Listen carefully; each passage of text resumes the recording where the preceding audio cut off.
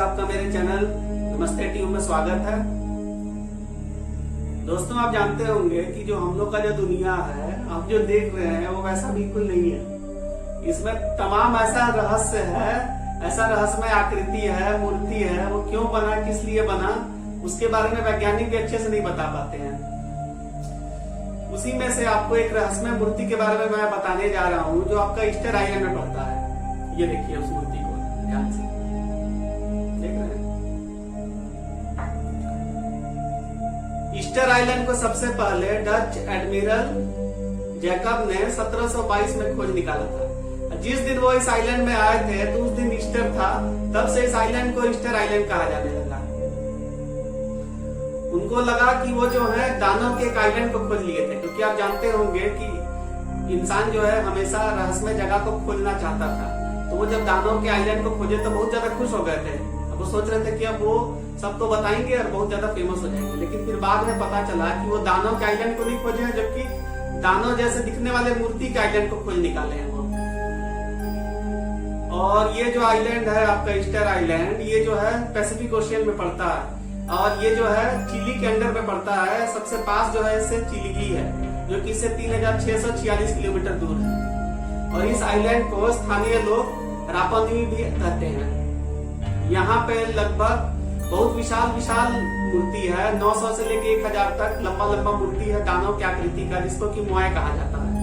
ये देखिए मोए की मूर्ति को ध्यान से, यही आपको ईस्टर आइलैंड में बहुत ज्यादा मिलेगा। देखिए कितना अजीब बात है ऐसा मूर्ति।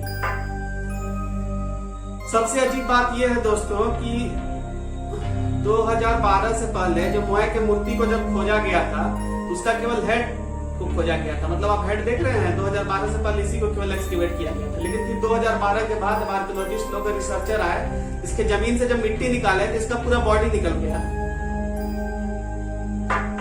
और जो सबसे ऊंचा जो मोए का मूर्ति है उसका हाइट लगभग 33 फीट है, सोच लीजिए। और उसका वजन 80,000 किलो से ज्यादा है।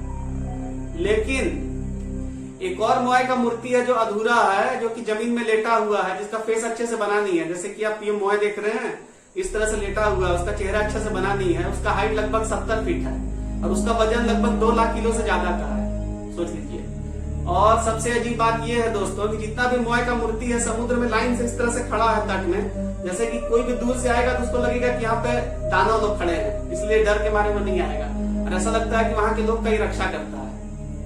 तो इस मोए के मूर्ति को बनाने के लिए वहां के लोग जो हैं ज्वालामुखी के पत्थर को काट के तराश के बनाए हैं। सोच लीजिए कितना अजीब बात है, जो कि वहां के लोग के पास ऐसा कौन सा टेक्नोलॉजी आ गया था। आप ही जरा सोचिए कि लोग ज्वालामुखी के पत्थर को काट रहे हैं, तराश रहे हैं, इतना भयानक और इतना लंबा चौड़ा मोए के मूर्ति को बना रहे हैं। तो इस सभ्यता के बारे में भी अलग अलग लोग का अलग अलग मत है। कुछ लोग बोलते हैं कि ये जो है किसी खोए हुए सभ्यता से इन लोग का कुछ संबंध है, जबकि कुछ लोग बोलते हैं कि इन लोग का परग्रही या फिर एलियन से कुछ इन लोग का रिलेशन है, जिसके चलते वो उन लोग को टेक्नोलॉजी दी और इन लोग इतना भयानक भयानक मोए का मूर्ति बना पाए। अब दोस्तों जानते होंगे कि इस बात का पूरा प्रमाण मिलता है कि 1205 से लेकर 1650 तक यहाँ पे एक बहुत अच्छा सभ्यता था। वहां के लोग के पास ऐसा टेक्नोलॉजी था कि उन लोग इतना भयानक मोए का मूर्ति को बनाया करते थे। ये भी अंदाज लगाया जाता है कि यहाँ पे कम से कम 20,000 से ज्यादा लोग रहा करते थे। लेकिन उन लोग चले कहाँ गए, ये भी बहुत अजीब बात है। इसके बारे में अलग अलग लोग का अलग अलग व्यू है। कुछ लोग बोलते हैं जब यूरोपियन आए उससे पहले थे, लेकिन यूरोपियन आने के बाद उन लोग खत्म हो गए। इसके बारे में ये कहा जाता है कि यूरोपियन अपने साथ बीमारी लाए थे और वो उस बीमारी के चलते इन लोग खत्म हो गए। जैसे कि जब स्पेनिश लोग जब मैक्सिको में गए थे तो मैक्सिको के लोग एकदम अच्छे से थे, लेकिन फिर जब स्पेनिश लोग के बीमारी के चलते पूरा मैक्सिकन सिविलाइजेशन खत्म हो गया और बाद में वो मैक्सिको जो है स्पेन के अंडर में आ गया। तो हो सकता है यहाँ पे भी कुछ ऐसा ही हो। इसके बारे में अभी भी कुछ अच्छे से एविडेंस नहीं है। फिर बाद में रिसर्चर जो है मोए की मूर्ति को सोचे कि उन लोग आगे बढ़ाएं। उन लोग इसको आगे बढ़ाने के लिए जब कुछ मूर्ति को लेटा हुआ था तो उसको रस्सी के सहारे से उन लोग खड़ा किए। उसके बाद उन लोग नीचे पटरा रख के जब इसको खींचे तब भी आगे नहीं बढ़ा। उसके बाद उन लोग बहुत ज्यादा टेक्निक लगाए, उसके आंख के पास जब रस्सी बांधे तब ये मूर्ति चलने लगा।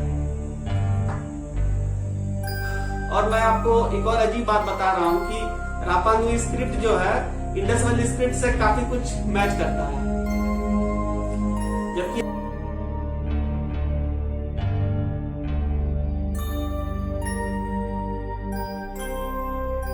है 20,000 किलोमीटर से ज्यादा है, जबकि इंडस वैली जो है इसे 2000 साल पहले खत्म हो चुका है।